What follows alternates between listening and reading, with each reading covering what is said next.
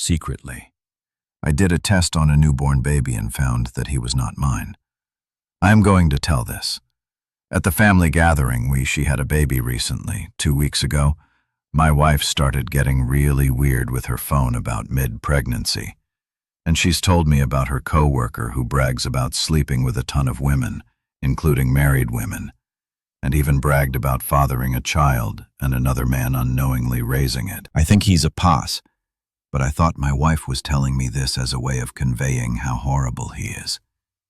He's the only man she spends any time with other than me and has a history of this. So, I'm assuming the baby is his, but I could be wrong. I don't really care at this point whose it is. I just know it's not mine anyways. How I know? I ordered 2 well-known paternity tests leading up to the delivery of the baby and hid them. Well, I administered and sent them in, and both I used too, just to kill the chance of a false positive or negative or something like that. Paranoia came back, showing the child was not mine. I'm doing my best to keep up a good act and pretend I'm the committed father-husband she thinks I am. I'm so disgusted and resentful through. I feel a strong urge to get ahead of this because I've been divorced before, also cheated on in that marriage. Amazing, I'm kind of numb to it now. And the ex-wife told everyone that I cheated and that she was the victim, and it turned into a huge mess where most people still don't even believe me. And she told everyone that the screenshots I had proving it were Photoshop/generated. And she generated her own too to make it look like I was sexting some woman who doesn't exist. It's because I gave her the benefit of the doubt and thought she'd be a good person. Instead, she got upset. She was caught and immediately told everyone that I cheated instead of her, and then it became her word versus mine. I don't think that will happen here since there's a baby to prove the infidelity, but I still want to be careful, given the extreme situation in that I've been misled for almost a year. What I really want to ask is, would it be reasonable for me to pull both of our families and best friends over and confront her with witnesses and the paternity tests, divorce papers, and a packed bag? I just want to make sure nothing is communicated incorrectly to anyone. To be fully honest, I don't care if the attendees think this is immature/petty of me. The reputation sting of miscommunication has hurt me before, and many people who I considered close friends think I cheated on my ex when she cheated on me, and won't talk to me ever again. Her family is local, so I think she can stay with them after the event. But at this point, I've had my reputation falsely tarnished once in my life by a really bad person. I don't want it to happen again. And I would be lying if I said I didn't feel the need for her deeds to be labeled "baby isn't mine." I have very solid proof of that. I want her unfaithfulness known, so it can't be misconstrued in any way, and to just move on with my life is serving her at a gathering. Okay, edit. I plan to just go forward with the gathering as normal, and as soon as the last person leaves, I will pack a bag for her and the baby, and provide her with a printed copy of the paternity test and divorce papers. I do, however, plan to text everyone who attended what transpired as they left the next day with a picture of the paternity test. I'm 100 doing this part. Regardless of what Reddit thinks at this point, the family gathering is already going to happen. I stupidly suggested this during an emotional bout. Sorry to miscommunicate, that I will suffer through it so as not to tip her off that I know. I still want to maintain the element of surprise. I think the text will just say to her family/friends individually. It pains me to have to communicate this to everyone. I saw suspicious behaviors in my wife and came into doubts about the child being mine. I ran 2 paternity tests against the child and both came back showing that she is not mine. I am very sorry to be the bearer of this news that our family will be no more. I wish you the best and hope you will give her the support and the child, as the child has nothing to do with her mistakes. To my family/friends individually, it pains me to have to communicate this to everyone. I saw suspicious behaviors in my wife and came into doubts about the child being mine. I ran 2 paternity tests against the child and both came back showing that she is not mine. I am very sorry to be the bearer of this news that our family will be no more to my family and friends. I am okay. I just need some time to heal, and I think getting through the divorce will be the first step. Additional edit for clarity. What I mean is that I purchased 2 test kits and administered them as per the test kit's instructions, then mailed them into the lab and paid the fee. The results were uploaded online. This worked very similarly to 23andMe for those of you who have done that. That instead of spitting into a container, it was just a cheek swab, though the reason for my wording of leading up to the pregnancy is that I wanted to have them on hand so I could act fast and either validate or invalidate my insane emotions, and if I need, act fast on divorcing/relieving myself of liability. Practically walked in on my girlfriend with another guy. Found the freshly used protection in the trash. Practically walked in on my girlfriend with another guy. Found the freshly used protection in the trash. We had been kind of bickering at each other yesterday morning. I was going to go over to her place. In the afternoon, she was going snowshoeing and I had some errands to run, so I went out to try to get my stuff done so I'd be able to go over there as soon as she was back. But she got back an hour later than she said she was going to when I had already gone home. I wasn't going to go over then, and it really stunk that she didn't seem to care. Maybe an hour or so later, I decided to go over. I had been kind of childish before, and I thought I would go see her. I was having a rough day, and I really needed the comfort of seeing her, and I wanted to apologize for not coming over earlier. The entire drive across town, all I could think about was what I might find when I got there. The guy she went snowshoeing with was someone she had started hanging out with a lot lately. First, he was going to show her around his gym because she wanted to start working out but was afraid to go in by herself and not know what she was doing. They never made it to the gym. They had lunch or coffee or something, and then, a day later or something, she mentioned that he had come over there to the apartment she had been madly cleaning for the last week. I had been having some trust issues with her for a couple of months. She had asked me how I would feel if we had an open relationship because she wanted to try things with other people. I was the only one she had ever had sex with, so I certainly understand that desire. But it just wasn't something I knew I could handle. She wanted to be able to go duck other guys with no strings attached just to see what it was like. She wanted a 3-zone with 2 guys. That was a big fantasy for her. I was working on adjusting my mindset. I wanted to be supportive and open to new things. I just needed to get the jealousy under control, and I told her that it was something I was trying to learn to accept. I didn't want to keep her from having those experiences. I am so much older than she is. I've had some experience with other people. I didn't want to deprive her of that experience, but I needed some time to adjust to the idea. I parked on the street near her apartment. I knocked lightly on the door and tried to open it, but it was locked. There is a keypad to unlock the door, so I would have been able to just let myself in as long as she didn't have the chain on. But she didn't have the chain on. She put it on. As soon as she realized it was me, she said, "Duck." And then I thought I heard whispers. But I didn't want that to be true, so I didn't really hear them. For a few minutes, she kept telling me to go away. At first, there was terror and fear in her voice. She knew she had been caught. But she quickly came up with a story that she was mad at me and was sure that I had just come over there to fight with her about something. She just said she didn't want to talk to me. I finally gave up. I walked back to my car and just started bawling. I started to text her. She just kept saying that she didn't want to see me, and suddenly she asked where I was. I told her I was in my car and she told me to come in. She had figured out a way to sneak him out. There was a second door in her apartment that went to the basement and the laundry, but there was an exit to the outside. That way too. I went in and she was standing there in the living room. I was glad she had finally let me in, but I was still looking around at everything suspiciously. The things she usually kept sitting in front of the basement door were not quite in their usual place, but I didn't want to see it. I took off my shoes and my coat and I walked over to her and embraced her. I was so madly in love with her. I was just blind to what was going on around me.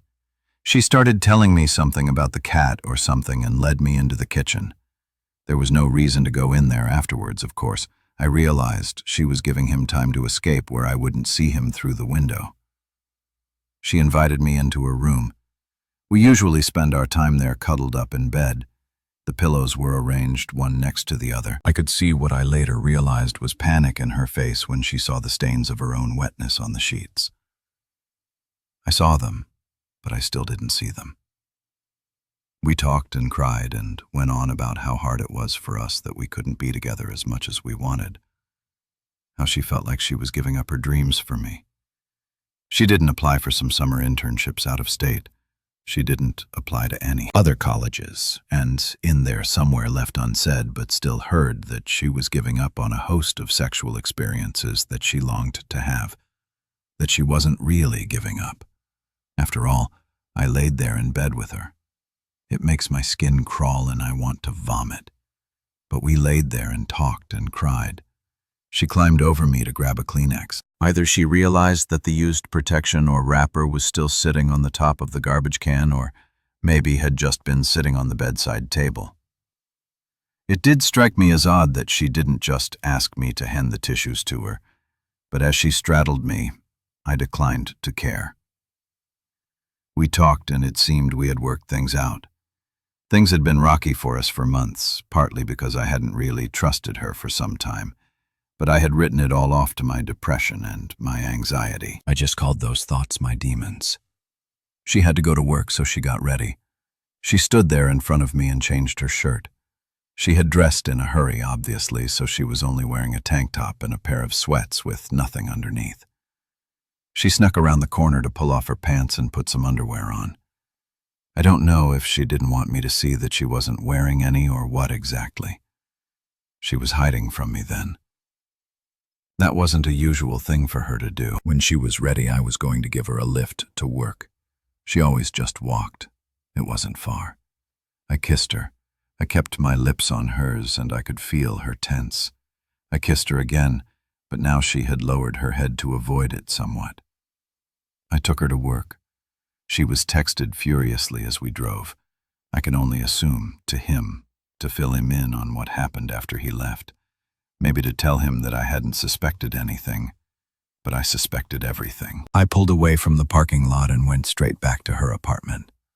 I had bought her a few things on my errands earlier the day, and I had forgotten to give them to her. I wanted to look around. I wanted to find nothing so desperately, but I knew exactly what I was looking for. I looked through the kitchen garbage can first, the least likely place, but I still was hoping I would find anything. I had to check the small can in the bedroom. I picked the 2 wadded tissues off the top and saw the gold wrapper. It still didn't convince me. Maybe she was just playing around with one.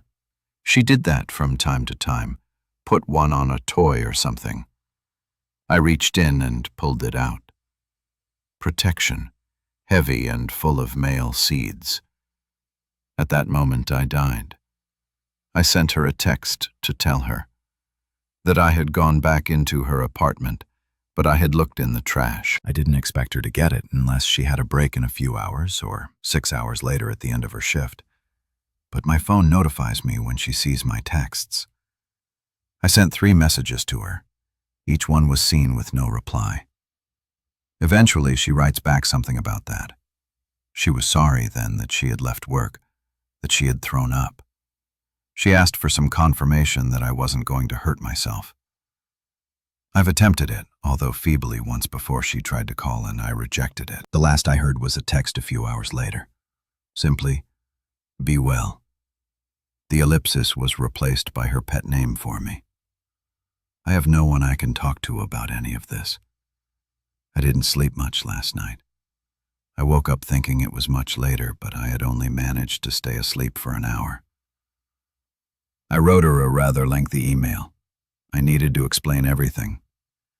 I saw how much I had wanted it to be simply my demons, how angry and hurt I am. I needed her to understand what she did. She never gave me any words of remorse. The only sorry was not for what she had done, but that she hadn't done a better job of keeping it from me. I am lost, directionless, floating in an abyss. I am an empty shell. I feel completely devoid of all life. I am already dead. My body just has not caught up to this fact yet. I don't want to die. I want to turn it off. The worst part is that I could forgive her. I love her. I'm really far less hurt than I feel I should be. But I could never trust her again. I know how things go on this sub. I don't expect any comments. Just a note to say you listened would be nice. Update. I want to thank all of you for all of your kind words. You should know that we have split up.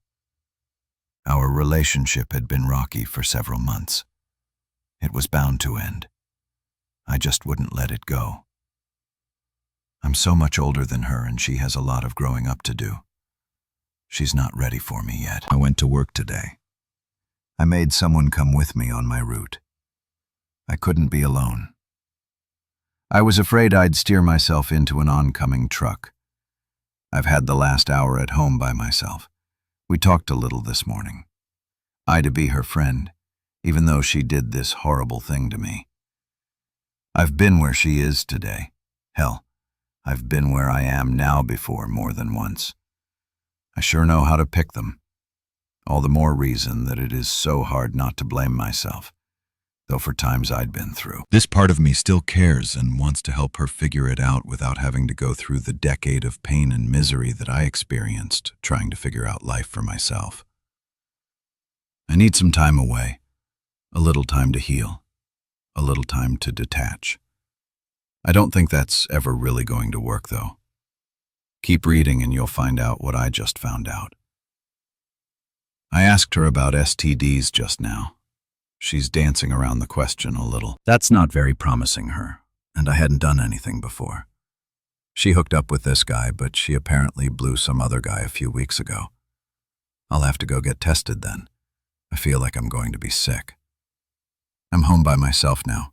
I stayed at work just hanging around for several hours so I didn't have to come home and be alone. I rescheduled a job interview I had tomorrow so I could finally have a real full-time job after being unemployed or underemployed for several months. I talked to my mom on the phone, but I couldn't bring myself to mention anything. Someone is here now, so I don't have to sit here alone. I think I'll be okay. I love you all. Thank you. Update 2. I'm sorry I couldn't reply to everyone. I'll keep trying. Thank you all so much. I'm trying very hard to be bigger than all this right now. I just feel so sorry for her. She's just a depraved little girl who has to, read herself out in order to feel good about herself. It makes me very sad for her. She could be so much more. I've got my meds in order again, too. I ran out and went a few days before I could get a refill. Being off the meds for a few days seriously ducks with me. My wife has a year-long affair with her coworker. I dumped her. She drops back and wants remarriage. My wife has a year-long affair with her coworker. I dumped her. She drops back and wants remarriage. My ex and I met in college and were madly in love all 4 years in school. Got married after graduation in 2010. In 2013, I caught her in a year-plus affair with a coworker. I was crushed. She said they loved each other. Soulmates, didn't mean to hurt anyone, blah, blah, blah. We divorced. Only 3 months later, I was crushed. Worst time in my life. I mourned for over a year. I heard they got married. One day, I decided I was tired of being sad, so I completely let go of her in my heart, got off my butt and truly moved on. I'm a programmer by profession and decided to take a pre-sale solutions consultant gig with one of the biggest software companies on the planet. That job has been amazing. I've traveled the entire world, every continent and all the major cities. Life has been a great adventure. I never did dates seriously or remarry. I'm not opposed to casual dating and have dated beautiful women all over the globe. After my experience with marriage, I decided that wasn't my path and have been happy, sometimes lonely, especially during holidays, but overall happy. I had decided enough traveling for a while, so I switched roles and am based in a major city in the US. I'm sitting in a diner on a Saturday morning eating breakfast and reading the news, Facebook, Reddit, etc., and somebody says my name. Oh my God. The voice sounded like one of my women friends at work, so I looked up to say hi and my jaw dropped. It's my ex-wife here. I am 2,000 plus miles away from our old hometown. Haven't seen her in almost 6 years, and there she is. I was dumbstruck. All I could manage was, "Hi." I hate to say it, but she looked beautiful. She said I looked amazing. She asked if I was busy, and that she didn't want to bother me, but that she'd love to talk. I said sure. We ended up talking for over 2 hours and continued for another couple of hours. When we went for a walk in a close-by park, we were making small talk about mutual acquaintances, my stories of traveling the globe, everything but the elephant in the room. She finally asked me if I had gotten remarried at any point. I said no, once was enough. She seemed sad by that. We walked in silence for maybe a minute, and she said, "I have to say that I'm so sorry for what I did to you. You didn't deserve it. It was incredibly crappy and has haunted me since it happened. You didn't do anything wrong. I said you fell in love with someone else and married them. I couldn't stop you from doing that. I wanted you to be happy." Then I asked, "Are you happy?" She laughed. One of those joke laughs. "Ha," she told me. The Ulm and her fought constantly, and he ended up cheating on her and leaving her 2 years into marriage. I said, "I'm sorry that happened to you. I know how bad that can hurt." She said she knew that when her heart was broken, all she could think of was that she had done the same thing to me, and that tortured her. She said she fell apart for almost a year, engaged in very self-destructive behavior, and then went to therapy to figure out why she's so screwed up. She said that was extremely helpful, and several years ago she finally grew up and holds herself accountable for her own actions. Now she had ended up moving to the city because she has an aunt that she loves that lives there, and after her second divorce before age 30, she needed to make big changes in her life. The changes were noticeable. She's definitely more mature. I had to go and get ready for the evening with friends, so we said our goodbyes.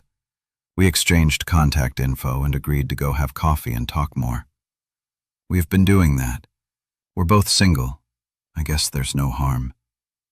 I can tell she wants more from me. She wants me to want her back. She drops hints as big as the Pacific Ocean.